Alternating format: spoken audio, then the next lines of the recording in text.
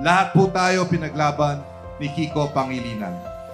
4 na dekadang serbisyong walang bahid ng korupsyon, halos 300 batas ang naipasa at pinaglaban, at gusto po niya sana ituloy ang kanyang pagsisilbi sa bayan, pumamarapatin po ninyong lahat. Nakilala ko si Kuya Kiko 33 years ago. Simula noon hanggang ngayon, naninindigan siya sa mga tamang bagay.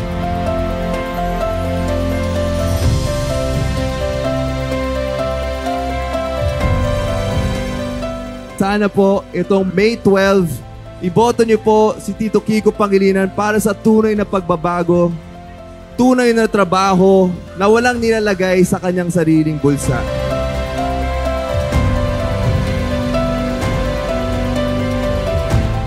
Sa May 12 po, please po, huwag sanang kalimutan, we need good public servants. Good, competent, sincere, hardworking, very smart, God-fearing. Kung ang pamilya po ay nagagawa niyang manatiling buo at hindi lang buo kundi maligaya, yan din po ang lagi niyang binibigay sa Pilipinas.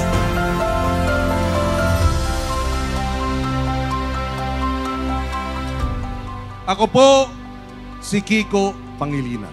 Tumatakbo para sa mga Pilipino na naniniwala na merong pang-pag-asa ang Pilipinas.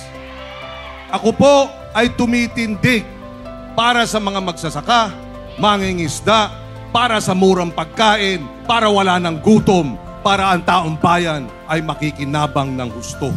Ipakita na maaaring manalo ang lumalaban ng patas at hindi magnanakaw.